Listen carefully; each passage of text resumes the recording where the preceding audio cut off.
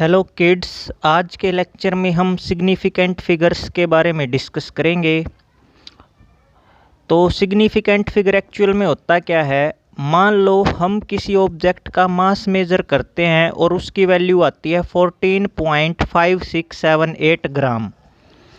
अब जो analytical balance आप यूज कर रहे हो, जिस तराजू से आप माप रहे हो, उसकी एक्यूरेसी मान लीजिए कितनी है 0.0001 ग्राम।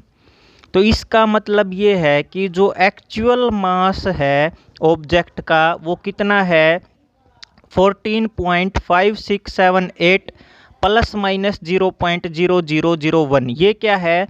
ये एनालिटिकल बैलेंस की एक्यूरेसी है जो 77 और 79 के बीच में लाई करती है। यानी कि वो इस वैल्यू से इतनी वैल्यू माइनस भी हो सकती है और इतनी वैल्यू प्लस भी हो सकती है।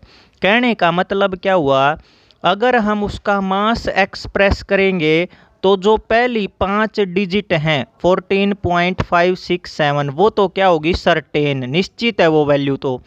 लेकिन जो लास्ट डिजिट है 8 वाली, उसमें अनसर्टेनिटी है, अनिश्चितता है कितनी ±1। वो 1 पॉइंट ज़्यादा भी हो सकती है और 1 पॉइंट कम भी हो सकती है।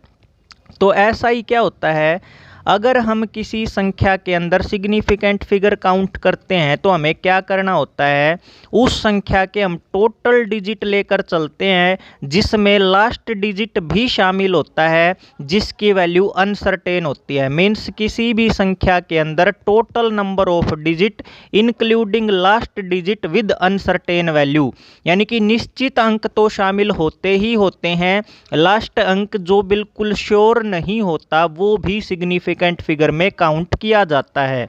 एग्जाम्पल के तौर पे ऊपर वाली वैल्यू में जैसे 14.5678 जो आपको गिवन है, इसमें 6 सिग्निफिकेंट फिगर शामिल हैं। ऐसे ही 2.014 में 4 सिग्निफिकेंट फिगर शामिल हैं। तो बच्चों, सिग्निफिकेंट फिगर्स काउंट करने के कुछ बेसिक सिंपल से रूल हैं, आइए उनको डिस्कस करते हैं। सबसे पहला रूल ये कहता है कि जितनी भी नॉन जीरो डिजिट होती हैं और नॉन जीरो के बीच में रखी हुई जो जीरो होती हैं वो सारी सिग्निफिकेंट होती हैं। जैसे कि 5, 7, 6 ये सारी नॉन जीरो हैं तो इसमें 3 सिग्निफिकेंट हैं। ऐसे ही 5004 इसमें नॉन जीरो के बीच में 2 जीरो रखी हैं तो ये भी सिग्निफिकेंट में गिनी जाएंगी। तो इसका मतलब इसमें टोटल सिग्निफिकेंट फिगर कितने हो जाएंगे 4। दूसरा रूल क्या कहता है, दूसरा रूल ये कहता है फर्स्ट नॉन जीरो डिजिट के लेफ्ट में जो जीरो रखी होती है वो सिग्निफिकेंट नहीं होती। ध्यान रखना आपको, जो पहला नॉन जीरो डिजिट होता है उसके लेफ्ट की जीरो सिग्निफिकेंट नहीं गिनी जाती।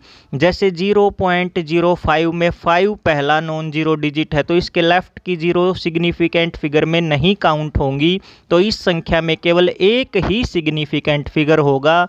ऐसे ही 0.0045 में 4, 5 दो नॉन जीरो हैं, इनके लेफ्ट में 3 जीरो रखी हुई हैं, ये सिग्निफिकेंट फिगर में काउंट नहीं होंगी। तो यहाँ पे केवल कितने सिग्निफिकेंट फिगर होंगे, 2 सिग्निफिकेंट फिगर होंगे।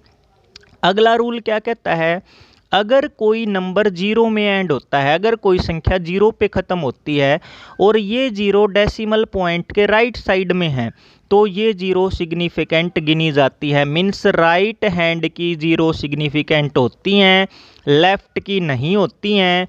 दो नॉन जीरो के बीच की जीरो भी सिग्निफिकेंट होती हैं। अब ये देखिए 5.0 ये राइट हैंड की जीरो है तो इसका मतलब ये गिनी जाएगी। तो यहाँ पे कितने सिग्निफिकेंट फिगर हो जाएंगे 2। 2.500 में कितने हो जाएंगे 4। 2.50 में कितने हो जाएंगे 3। ऐसे ही 0.0200 इसका मतलब देखिए अब लेफ्ट की नहीं गिनी जाएंगी, राइट की गिनी जाएंगी, तो कितने हो जाएंगे 3। उसके बाद कहता है अगर कोई नंबर फिर से जीरो में एंड होता है लेकिन जीरो जो हैं are not to the right of decimal point, वो डेसिमल पॉइंट के राइट में नहीं है तो ये जीरो सिग्निफिकेंट हो भी सकती हैं और नहीं भी हो सकती। जैसे कि 10,500 को आप अलग अलग तरीके से शो करते हैं।